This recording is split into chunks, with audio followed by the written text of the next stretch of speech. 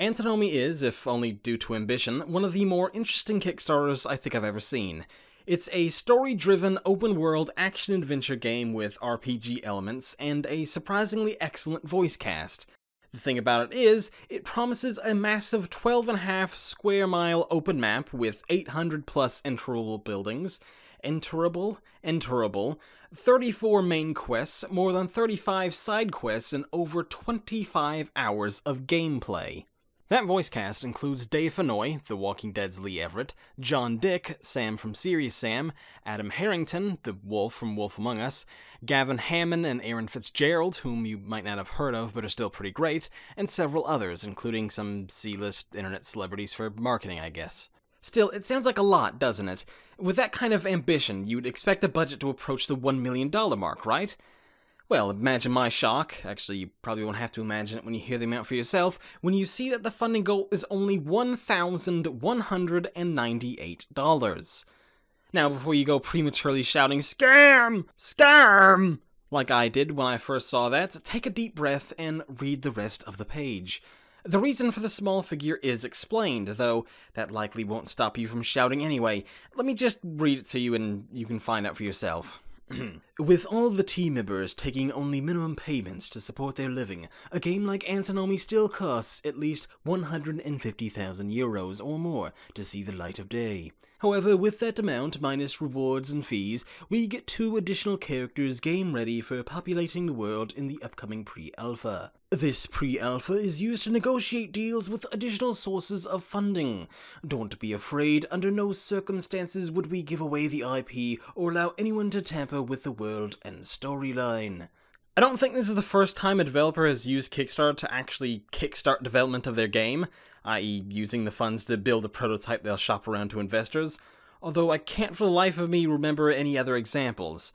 Maybe Shenmue 3 and Red Ash to a certain extent, but those games already had publishers waiting in the wings. They were just gauging exactly how popular those projects would be before investing in them. In the case of Antinomy, there is no guaranteed publisher, not right now at least. I'm trying to think of problems with the campaign that I can point to, but honestly, I'm kind of coming up empty. Well, there are 1 or 2 problems I'd like to point out, but we'll come back to that later. Part of me wonders why they aren't seeking full funding right away, especially if they only think they need, let's do the math, $165,000? I know new IPs have a bit of a hard time on Kickstarter, but with this kind of voice talent, you can easily ride off of that, spruce up the page a little bit, and maybe do a better pitch video, honestly, and just make it off that. It's understandable, though, to the extent that they clearly don't have much to show. They focus more on the story, both in the description and the trailer, which is probably for the best at this stage. Antinomy, this is the description talking by the way, is a game set in a fictional Middle Eastern country in the late 19th century, about people from different origins coming together to fight for the same cause, which is justice.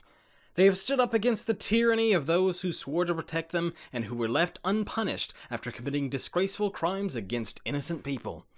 You play as some guy named Nathaniel whose father is a tribal leader who gets kidnapped, and you're exiled to some village in the middle of the desert. You have to trade, craft, fight, and negotiate your way to your father and reunite the lands through your journey to find him. Okay, that all sounds fair enough, somewhat straightforward. You play some kind of Middle Eastern freedom fighter, and no, I don't think we're supposed to look into that too much, and you have to save your family from the bad guys. Nothing drastically innovative in terms of the narrative structure, but the diversity in the setting and the time period make up for that, and the weird way that description was written. Now, one thing I love about making this video is that it's a nice excuse to give you all a history lesson. I actually made a couple of history documentaries back in college. Oh, stop crying, it'll be painless. Mostly. You see, it takes place in 1892 after the Russo-Turkish War, in which Russia defeated the Ottoman Empire, which is today known as Turkey. One thing the campaign gets wrong right away is that it says the Ottoman Empire dissolved after the war. That's not true, you see. They were weakened, but they didn't actually dissolve. The Ottoman Empire didn't actually fall until after World War I. That's when they split up into a bunch of different countries. Well, it's a very complicated geopolitical tale that, let's be honest, none of you care about, so we'll just get on with it. It's more of a matter of semantics than anything else. Anyway, some Europeans come to the Middle East to take a whole bunch of treasures, Jews are moving back to the Holy Land, and Muslims are fighting for independence on the outskirts of not at all a dissolved empire.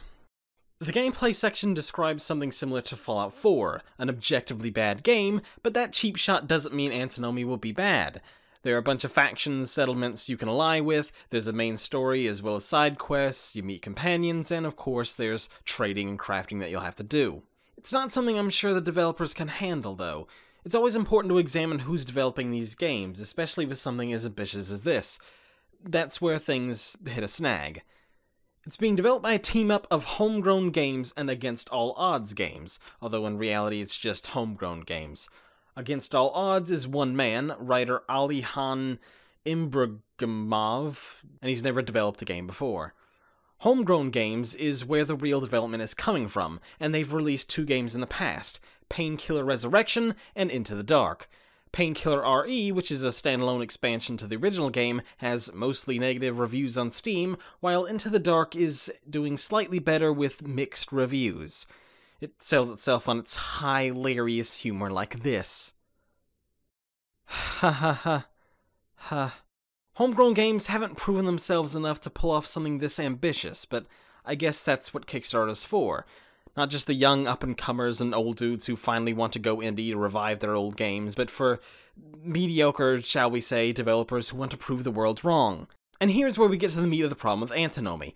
I can't sugarcoat it, it's ugly. I mean, really, really ugly.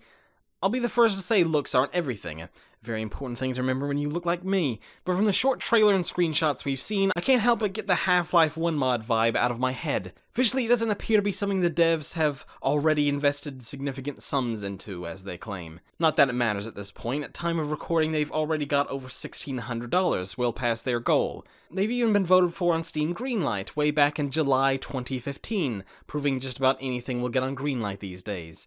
There's no guarantee they'll find a publisher, and even if they did, who's to say what kind of influence they'll have? It's all well and good to say you won't sell your IP or compromise on your ideas, but if there's only one publisher who wants to sign with you, and they want creative freedom, then what are you going to do? You're not going to get enough money from this Kickstarter to make the full game, not even half of it. Despite all that, I kinda have a soft spot for Antinomy. I can barely pronounce its name, as you can tell. Its Kickstarter page is a bit sparse, and the game itself looks janky as hell, but I like it. It's ambitious, it's got a great voice cast, I like the premise, and I love the unique setting. The devs are even updating it a lot, almost a new update every day it seems. It reminds me of the days before Kickstarter took off and was viewed as some kind of pre-order service. This small, unproven team with a shaky record wants to build an equally small prototype, not even a full game, so they can show it to investors. It's not a cynical team of AAA developers who want to make a spiritual successor or a straight sequel to a 20-year-old game. They've got a brand new idea, and they seemingly understand how unlikely it is that they get fully funded on a platform full of those aforementioned kind of games. I wish you luck, Antinomy.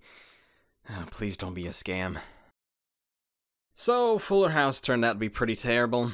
I'm not all that surprised, but part of me was hoping I'd be wrong. I wasn't. Remember, kids, it's okay to be cynical about things, because life is one big, depressing, horrible place. If you'd like to make life a little bit better, why not donate to our Patreon page, or subscribe to us on YouTube, or I can't keep up this charade any longer. Just do whatever you want, I don't care.